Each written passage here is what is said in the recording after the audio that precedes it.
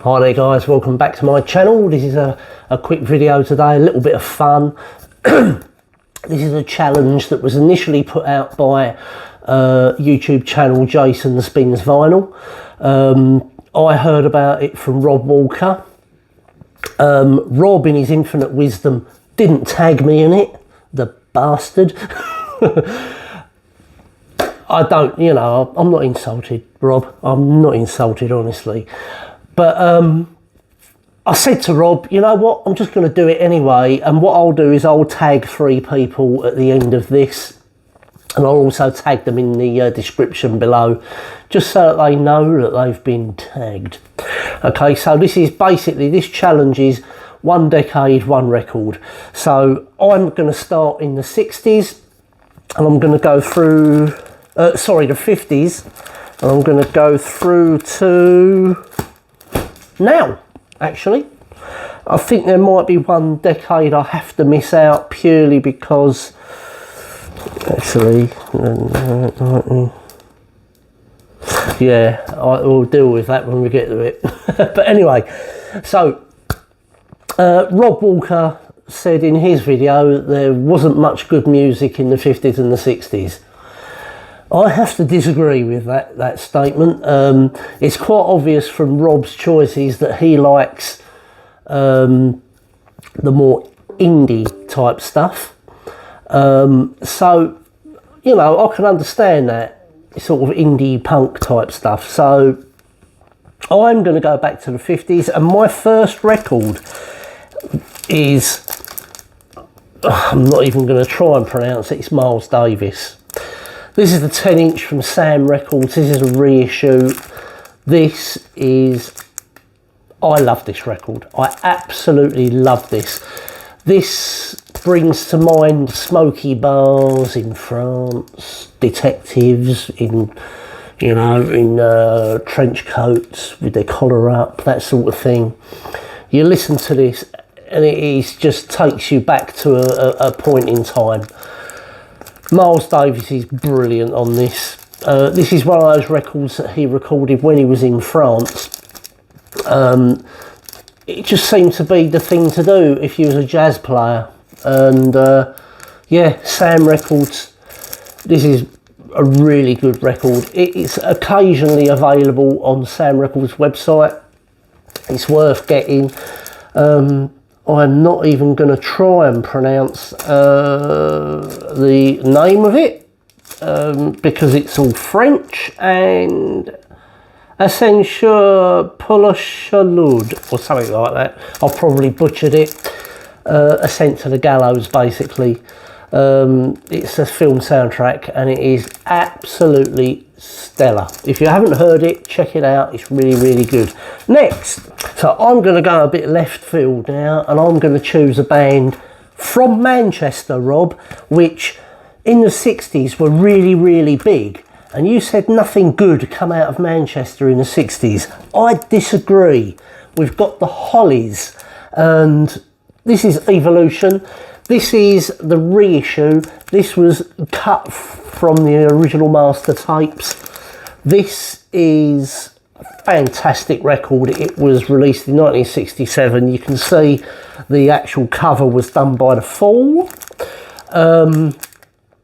This is actually a double album. This has got both stereo and mono versions in it.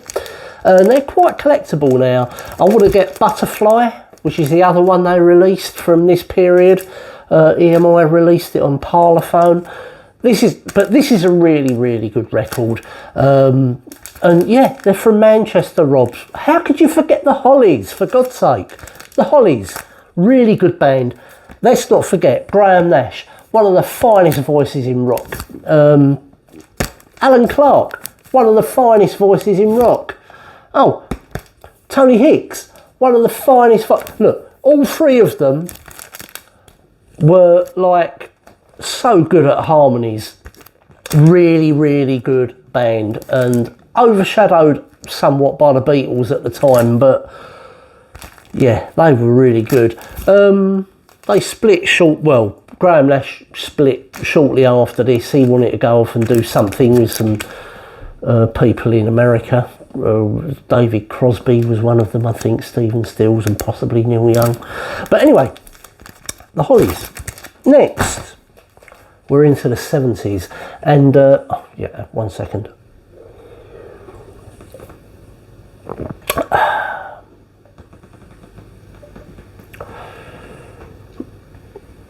Sorry about that. Anyway, we're into the 70s, and I'm not going to choose something that you expect. The 70s were full of really, really good records, and this is a record that I play often. And a lot of people don't realise that this actual, excuse me, I got itchy nose, hay fever.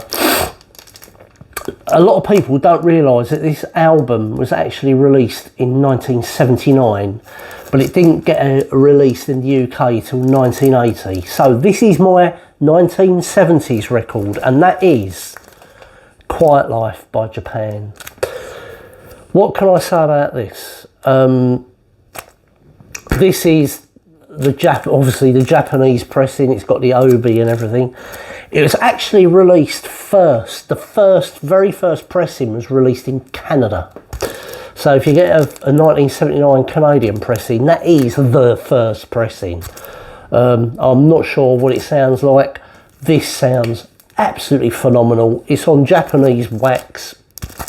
You know, the Japanese are really good at quiet vinyl. The packaging is excellent on this. If you're going to go and buy Quiet Life by Japan, I would highly recommend that you get a 1979 Japanese pressing. This is a second pressing from 1979. The first pressing, this picture on the obi was actually in colour, and the original first pressings in Japan came with a poster. It was actually a poster of that, but a big one that folded out. Yeah, Japan. Mick Karn on fretless bass on this. Richard Barbieri on keyboards. David Sylvian on vocals. Can't remember the other guys, but, you know, the sum of the parts, Japan were absolutely brilliant. Heavily influenced by Roxy Music, I think. And they sort of were the forebearers of the futurist and new romantic movement in the early 80s. They were doing it before Duran Duran were even thought of, you know, and yeah, absolutely brilliant. Quiet Life, Japan, 1979. I think this come out in Japan, I think this come out in November, and it came out in the UK in January 1980. It's come out in November, I think. I could be wrong, but I think it's November 1979. Anyway, we're into the 1980s now, and I am going to choose a record which, again, is one that I always listen to. A lot of these records are the ones that I listen to again. I'll revisit, I listen to them again and again. And this record is actually one of the first records that I bought when I started recollecting vinyl 5 years ago. It's 5 years ago. That's a long time. It's gone so quick. But this is, I think, his best album. Next to Mind Bomb, this is Matt Johnson and Burning Blue Soul. Yeah, this is absolutely fantastic. I love this record. I ended up buying this from someone in America. When I first started recollecting vinyl, I paid about quite a lot of money. This holds its price now. They call this the Psychedelic Eye cover. It's the first pressing. The second pressings were credited to Matt Johnson, but it had a picture of him on the front of it, and then the later pressings were credited to the I think. But Burning Blue Soul, absolutely brilliant record. Almost sounds like a do-it-yourself record, you know, recording on a Porter studio in his bedroom type thing. But I'm sure it wasn't, but it's absolutely fantastic. It's on the 4AD, sorry, it's on the 4AD label, and highly, highly recommended. When the reissue of this came out, there was a lot of talk that the reissue had been remixed, and the remix was rubbish. I think what people were getting confused about was the mastering. The reissue was remastered, and it doesn't sound as good as this. This is the original, sounds fantastic. Don't expect much change from about £50 UK, you know. But yeah, Burning Blue Salt, Matt Johnson. Right, that was the 1980s. We're going to 1990s, and this record was actually come out in 1990. I could have gone for Nirvana, I could have gone for Oasis, I could have gone for the Verve. I absolutely adore the Verve, but you know what, I've been getting into this artist for a while now. I wouldn't say I'm a massive fan, but I appreciate talent, and I appreciate someone that really garners respect, and that's Listen Without Prejudice, George Michael. Now, I will say straight away, I was never a massive fan of George Michael back in the day, but you know, I recently watched his Parkinson interview where he was talking about when he got done in Los Angeles for exposing himself in the toilet. What I love about this guy is that he just ran with it and he used it to his own advantage, and fair play to him. However, this record itself is absolutely fantastic. It's a really good, I think this is a classic, quite frankly, and it sounds really good. I actually bought this on the strength of just two songs. Praying for Time is the big single off of this. Seriously good vocals. The production on it is second to none. And I also think George Michael was probably one of the nicest guys in pop music at the time. Not full of himself. And it, you know, after he died, it came out that he gave an awful lot of his money away privately to people that were in need and charities and stuff like that.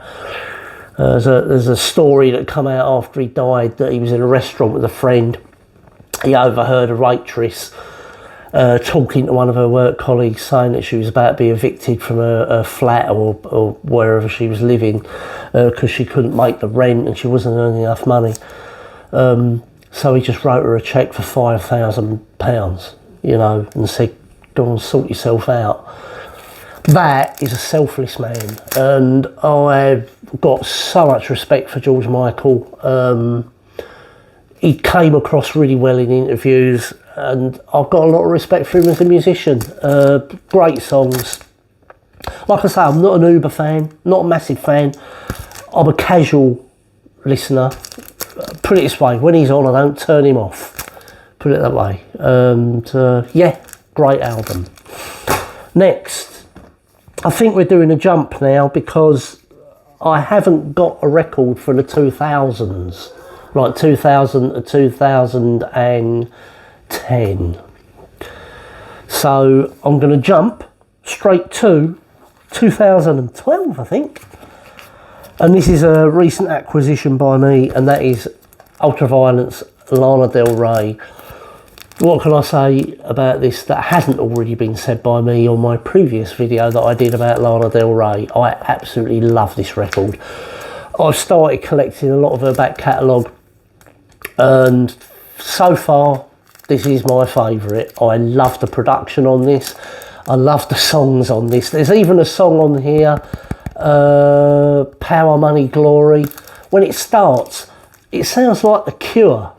honestly, it sounds like something The Cure would have done on the Faith album. Listen to it and tell me I'm wrong. There's so many influences on this, and a lot of them are really cool influences, like The Cure. I'm sure there's a Cure influence there. It didn't come from nowhere. It's definitely a Cure influence. There's obviously a 60s and 50s influence there, but oh, what an album. Ultraviolence, really, really good. The title track, I'm sure, was written about Jim Jones. Please write in the comments below if you know what it was about. Listen to the lyrics. It sounds like she was writing a song about Jim Jones, the American, I think he was an evangelist, or he was a bit of a cult leader type person. But yeah, I think this is, for me, this is her high point. I've not heard another one of her albums that has peaked this. But yeah, you may know different. It's my choice anyway. And then we're into now and the 2020s. And this is my latest acquisition, and I've only got it today, and it arrived in the post today, and that is Noel Gallagher's High Flying Birds and Council Skies. This is one that came up on Rob's YouTube channel. I will totally admit it.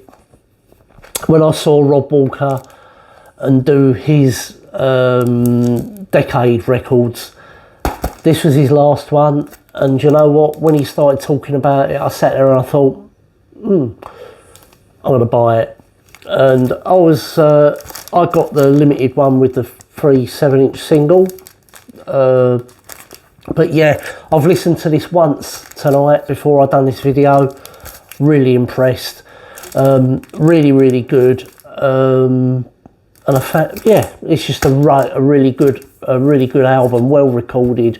It's obviously all digital. There's no analog here, but yeah, I think Noel Gallagher's knocked it out of the park with this one. I think it's a great record, and that is my records of the decades.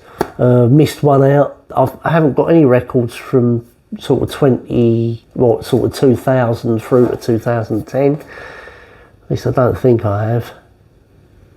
No. But anyway, that said, we'll leave it there. I'm going to be posting another challenge soon of my own. But for this, I'm going to tag. Let's think. Who shall I tag?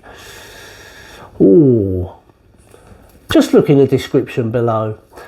Till the next time, thanks for joining me, and hit like and subscribe. Do all the usual. It all helps the channel grow, and I'll see you in the next one. Cheers. Bye bye.